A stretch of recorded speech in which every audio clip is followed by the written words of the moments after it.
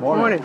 We are glad that we have visitors today. That always makes us feel better. It does. It gives us all encouragement when we have someone who's come our way. Jimmy, you want us to give us a report on your eye? Well, the way they explained it, if you took a Kleenex and you grabbed it like this and you pulled it up and it wrinkled, that was over the optic nerve. And I reached in there and they pulled that out, you know. And it's kind of scary because the first 2 days after they take it out, you can't see a thing in that eye. Yeah. Oh boy. You know, and then eventually they have what's called a bubble that's in it, where the air gets in there. And after a couple of days, you begin to see a little bit of color. And then at the top, the bubble will continue to go down, and you finally start seeing people. And now it's down to about 4th right here. Takes about 2 weeks to get rid of it. But so far, it's turned out pretty good. Were you glad when that first bit of color comes in? Yeah. Yeah, I bet you were. I began to think you wasn't going to see it all out of that eye. Yeah. But it interferes with the other eye, so you have a problem, you know, seeing things clear. So it'll work out. Well, we're glad your surgery went well, and we're glad that you're back with us. Glad, very glad. Kay's mother is doing better, is getting around better, still having the pain, no doubt about that. But she is getting around better, getting more impatient, wanting to get out. We've told her she cannot get out and pull weeds. That's just cannot do that. And if we let her go, she'd probably be out there now pulling weeds. You know, there's a new commercial going around for a Jeep. They've got a new pickup. I think it's called a Gladiator. Now, I like it. It looks good. Just seen it on TV, but it's kind of a pretty vehicle. But they have the new commercial. As you're out here driving this Jeep and you're on these sand dunes and you're going into the air, you've got motorcycles running around, everybody's having a great time. And of course, everybody in this commercial is young and very physically fit and very physically attractive, and they've all got a bunch of hair. Everybody, the men and the women. Everybody's got a lot of hair. And if you just buy this truck, not only will it change your life, but you'll be younger and you'll be more attractive and you'll have hair. So if you'll just buy this truck. So But- we know the But What'd you say the name of it was? Gladiator. But the tagline on this commercial is, "This is not for spectators." It's trying to give the idea that if you have one of these trucks, you're going to be active and you're going to be out here doing things, and you're not for spectators. I like that line. And I think when we look at Hebrews 12, which we're going to look at today, it tells us, one of the taglines it could be is, it's not for spectators. The Christian life is not for spectators. It's for active, for participation. And I think that is something. As we heard this morning, probably it's not for couch potatoes. That might be a good line. But that's for us, not for anybody else. We shouldn't be couch potatoes. As we finished up chapter 11, the roll call of faith. We had lots of stories. I had lots of good people, Abraham and Rahab and Gideon and David, the heroes of the faith. That's in chapter 11. And we also had some that were not so good. We looked at Jephthah last week. And Jephthah is one of those that if I was writing the Bible, I'd be looking at that and saying, maybe we ought to leave that story out. But I'm not writing the Bible. It's God's story. It's not my story. It's God's story. And God put it all in there. And He put it in there for a reason. And so sometimes the characters in the Old Testament or the New Testament, either one, they don't always come across as being as morally fit as we sometimes think they should. But God gives it all to us because He's the one writing the story. He's the one talking to us. And sometimes He gives us good examples, and sometimes He gives us examples of those who are not quite as good. Several years ago, we were in Honduras, and we had a lot of people there this time, and we were divided up. Kay and Kim, I don't know where they were, but they were not with us. We had gone off to build a house, and we had a whole bunch of men and women that were over building this house. And we were finished, and we were headed back. And one thing happens when you're down there, you ride the bus all the time, and they're long trips. They're exciting. Bus rides in Honduras are exciting, Yeah, but they they can are. sometimes be a little long.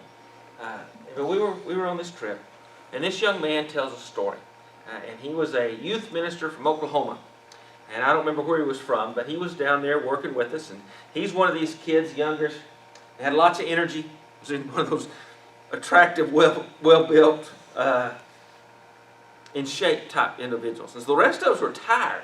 He was still full of energy. So he was telling stories, and he told good stories. And he was telling this one story, and it was funny. It really was. But he did not come out of this story looking real well. It was he didn't look well, and particularly he didn't look very manly, shall we say. He did not. And there's the guy sitting across from me. He was from Duke, Oklahoma, and he leans over to me and he says, "You know, I don't think I would have told that story," which was one of the funniest things of the whole deal, because he says, "Yeah, I don't think I'd tell that story." And sometimes that's the way we kind of feel about some of the stories in the Bible. That I don't think I would have told that story. But God did. And He told it for a reason. Now we start in chapter 12, verse 1. Therefore, since we are surrounded by so great a cloud of witnesses, let us also lay aside every weight and sin which clings so closely, and let us run with endurance the race that is set before us. To run the race that is set before us. That we are surrounded by so great a cloud of witnesses. And I think that's certainly talking about the people that have been talked about in chapter 11. But it's also talking about the people that are around us today and the people that have gone before. We've had lots of good people here that have set examples for us, who have taught us. We were talking about Mr. DeBoer this morning in class and some of the things that he's taught us. Others have taught us many things. And we have learned also from the Bible, the witnesses that are there. And we are surrounded by such a great cloud of witnesses. Let us run the race that is set before us. You know, I like to discuss things. That's the way I think that we learn. And I like the discussion. I like Don's statement that Paul didn't necessarily preach till midnight, but they discussed till midnight. And I like that. One of the people that I would discuss the Bible with was Buddy Bobbitt. Buddy was a mentor. And Buddy he liked to discuss the Bible, and he liked to contemplate the Bible. And 12:1 was one of the verses that he talked about a lot. If you knew Buddy, you would know that he took the Bible very seriously.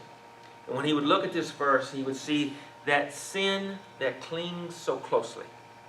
And Buddy's idea was, and I kind of agree with him, I'm not arguing with him, but his teaching on this was that we each have different temptations. Each of us have something that we're susceptible to. It may not be the same. He would tell me this, what would be a temptation to you, I might not care about at all. And what's a temptation to me might not be a temptation to you at all. And that each of us have that temptation or that weakness. And the devil's going to put that in front of us. Because that's what's going to be in front of us to try to cling so closely to us. And I think Buddy had a good point. We each have our individual things that we have to struggle to overcome. But one of the things as I look at this verse is I think it's important to realize that sin is only part of the verse. It also tells us to lay aside every weight. I think that when we see sin, that term sin, we think of the stuff that we normally think of, our bad behavior, whatever it may be. But that weight that prevents us from running is not necessarily what we would always consider to be bad.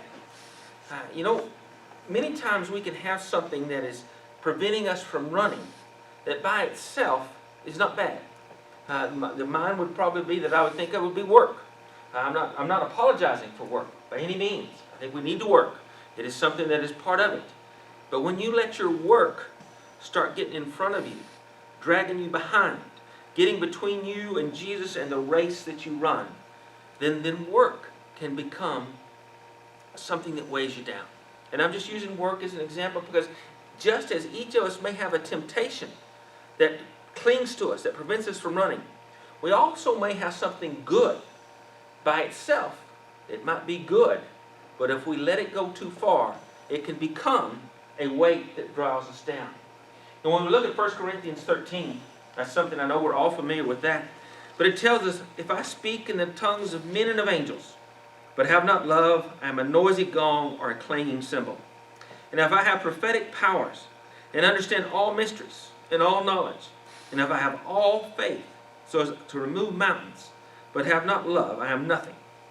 If I give away all I have, and if I deliver up my body to be burned, but have not love, I gain nothing. Now when we look at each of those things, they're each good. If we are generous, that's a good thing. If we have all knowledge, if we have all faith, those are all very good things. But if we don't have them in the right priority, if we don't have the right attitude towards them, they can become a weight. If we are so proud of our biblical knowledge that we put that in front of Jesus, then it becomes a problem. That if we are so proud of our generosity, that we give so much, that we get so proud about that, then it can become a problem. Even though these things are very good of themselves, if we get the priority wrong, if we get the order wrong, it can become that weight that drags us down just as much as any other temptation. And I think that probably for some of us, and I'm talking about myself here, is I can look at my life and I can say, hey, I didn't kill anybody this week. Didn't commit adultery. Didn't rob any banks. I'm doing pretty good. Went to church. But when you look at that, maybe I spent too much time on something else as opposed to my walk with God. If I put something else in way of my race of running with God, then it becomes a problem. And I think sometimes that's where I can fall in, is I can have that kind of problem. Much more so than what we would normally think of, the Ten Commandments. You think, oh, you did pretty good there. But did you put something between you and God? That's something I think that we can do. And sometimes it can be good things, not necessarily bad things. But if we get that wrong priority, it can become a problem. As we've looked at Hebrews, we have looked over and over that Jesus is superior, that Jesus is who we need to look to. That we want to compare Jesus to Moses, Jesus comes out on top. The prophets, Jesus is going to come out on top. When we look at the priest of the Old Testament and Jesus is going to come out on top. We have that again. That's that theme that runs throughout Hebrews, and it keeps on going when we get to verse 2. What does it tell us to do? We've just talked about this cloud of witnesses looking to Jesus, the founder and perfecter of our faith, who for the joy that was set before him endured the cross, despising the shame, and is seated at the right hand of the throne of God. Looking to Jesus. When we went through that cloud of witnesses, we looked at Hebrews 11. All those people may be good examples in one way or another. When we look at the examples that we have in our own lives, whether they're current examples or examples in the past, let's never forget to look to Jesus. Because Jesus is the great example. And not just an example. It doesn't say just an example. But he is the founder and the perfecter of our faith. He's the one that founded our faith. He's the one that finishes our faith. And he's the one that sustains creation in the middle. Let's never forget that when we want to look at examples, that when we want to look at where our faith should be, is consider Jesus. Look to Jesus. Remember Jesus throughout. When we look here, we talk a lot, we hear a lot about what might be called the prosperity gospel. That if you'll just do this and pray this prayer, then you're going to get this, that, or the other. When you read this chapter, and you read what's here, that doesn't make sense. Because if Jesus is the founder and perfecter of our faith, and he went to the cross and suffered and was tortured, then why do we suspect that we should do better? If we follow the Lord, we're going to face trials, and we're going to face tribulations, and we're going to face persecutions. It doesn't promise us that nothing bad is going to happen. It is always to keep our focus on Jesus. As we've looked at Hebrews, as we've looked at this, there's always warnings, there's always admonitions, there's encouragement. That continues. He said always this therefore. And we're going to go to verse 12 now. Therefore, lift your drooping hands and strengthen your weak knees. And make straight paths for your feet, so that what is lame may not be put out of joint, but rather be healed. Strive for peace with everyone, and for holiness, without which no one will see the Lord. See to it that no one fails to obtain the grace of God, that no root of bitterness springs up and causes trouble, and by it many become defiled, that no one is sexually immoral or unholy like Esau, who sold his birthright for a single meal. For you know that afterward, When he desired to inherit the blessing, he was rejected, for he found no chance to repent, though he sought it with tears. When we look at verse 12, the author of Hebrews is quoting Isaiah 35. I love the way he does. He just quotes it. Doesn't tell us where it is, just expects us to know.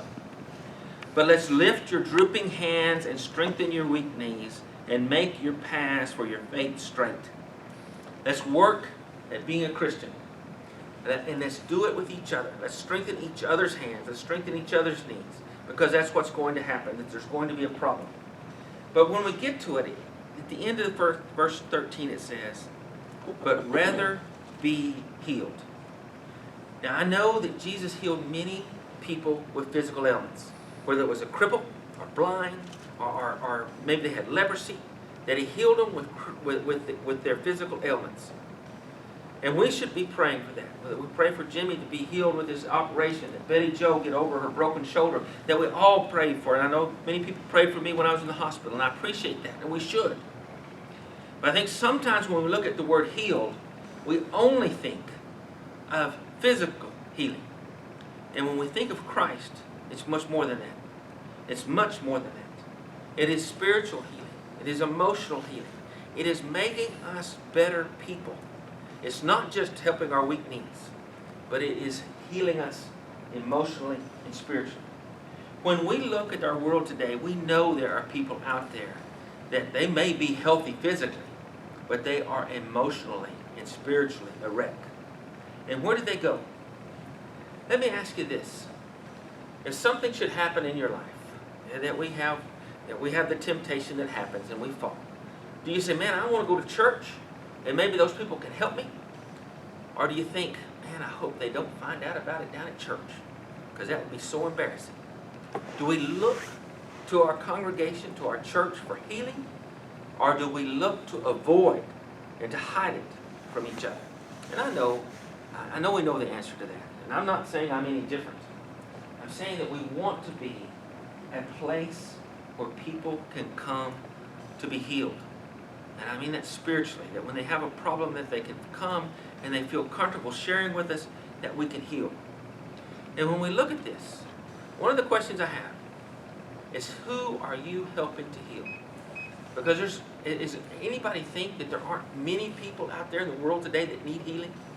I know I've talked to you about teenagers that have promised me that they're going to, that as soon as they can get away from that mean old judge's thumb, they're going to commit suicide. They need healing. And yes, we're trying. And I don't know that we're going to get that done, but yes, we're trying. We know that there are people out here with violence in their heart, because we see it. We see the violence in the Walmarts or wherever it may be, that people need that healing. We see anger and we see evil in the world. And who are we healing? And I think that's a serious question, because we know that there are people out here that need it. They need our help. But also on this, I think it also is important to think, who are we allowing to heal us? Because it's none of us don't need help. We all need help. And I do want to say this. When I ask you, who are you healing? Well, you're certainly helping to heal me. This congregation is healing to me. And I am deeply grateful for that. But there are lots of people out here that need help and need healing. And if there's not someone that you can actually think of, who am I trying to help and who am I trying to heal and who's helping me, then I think that's something that you need to take to prayer. Because there are people that need you. Each one of us. There's somebody out there that needs you to help them. And there's no doubt of that. You know, when we look at this, strive for peace with everyone. How often is peace a command? That Jesus in Matthew 5 says peace. That Paul in Romans 12 says be at peace as long as it depends on you. And here the writer of Hebrews says strive for peace. And I don't think we can emphasize that enough. That when we look at our world, there's a lot. We know there's not peace throughout the world. We know there's wars going on, but I'm not just talking about that. I'm talking about interpersonal peace. That be at peace with your neighbor. We were talking about that. Some of us have neighbors. It may not always be easy to be at peace with. But that's one of the things that we're instructed to do. Be at peace and to be holy. Strive for peace. And then we have this statement in verse 15. This is very direct. I can see my mother saying this. See to it. See to it. Not if you feel like it. Not if you can. But see to it. And there's three things that we're to see to. See to it that no one fails to obtain the grace of God. Again, and I know we've talked about this in Hebrews, but it's talking to all of us, that we are responsible for each other. Not just see to it that you don't, but see to it that no one, that's talking to the entire congregation here, see to it that no one fails to obtain the grace of God. And then the next one is that see to it that no root of bitterness springs up and causes trouble, and by it many become defiled. The root of bitterness. When we look at the world today, there is plenty of evil to fight. And I think, and I don't mean to lessen that in any way. One of our jobs as Christians is to fight evil.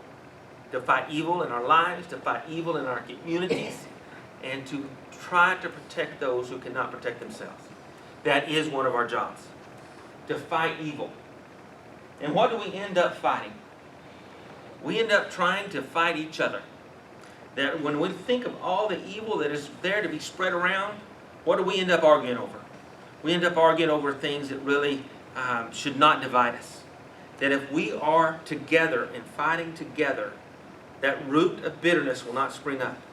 But we do have that root of bitterness. And we use it sometimes to expel each other, to exclude one another. Instead of bringing us together, we use it to exclude. And we cannot heal each other if we're excluding each other. We can only heal each other if we're together. And so that root of bitterness, I think that is one that we need to be very aware of. Whether it's that, my brother down the street goes to a congregation that I think is too liberal. And certainly there are. But that doesn't mean that I should exclude. Or on the other hand, that guy goes to a congregation which I think is just way too conservative. That doesn't mean that we exclude. That means that we work to do God's plan. That each of us has a role to play in God's story. And we need to assist each other in getting that role fulfilled. It also talks about Esau and about don't be sexually immoral like Esau. I don't know that much about Esau's sexual immorality. I know there's a lot of writing in the Jewish literature about it, but in the Bible it says that he did marry a couple of non-Israelite, or non-relatives of Abraham that he does. But that's about it. But one of the things when we think of Esau, I think Esau would fit into our society very well. Because one thing he does do is he wants immediate gratification. He doesn't want to put anything off. I am hungry and I want that stew. And I'll give up whatever to get it. That it's always immediate. There's no looking down the road. It's always what will satisfy my appetite, whatever appetite that may be, right now. And that may be that Gladiator truck. What will satisfy my desire for a new pickup right now? It might be that Gladiator truck. Or it might be something else. But when we look at our society today, that is very common. That we want immediate, whatever it may be. We want it now. We have no long look. And that's one of the things that I think that Esau is an example of how not to do it. Let's not be so concerned with our desires and our appetites that we cannot keep our focus on the Lord. I've talked about how this, if we talk about the 12, there are no spectators. That is a way of participating. And let's look at 28. Therefore, let us be grateful for receiving a kingdom that cannot be shaken. And let us offer to God acceptable worship with reverence and awe. For our God is a consuming fire. And when we look at that, I think that we need to realize that our service to the Lord, our mission to the Lord, doesn't end on Sunday. It's every day of the week. No question about it. But also, our participation in worship of the Lord also is today. And let's remember that when we come to the table, We are worshiping the Lord. We are participating in God's plan. And we do it with reverence and awe because our lives are consumed by God. And if we do that, we will be participating in the Lord, whether it's today or the rest of the week or throughout our lives. It needs to be. I urge you that if you need healing, and we all do, I need it, we all need it, if there's something we can do to help you heal, or if there's something we can do to help you in any way, we want to be the people that can do that.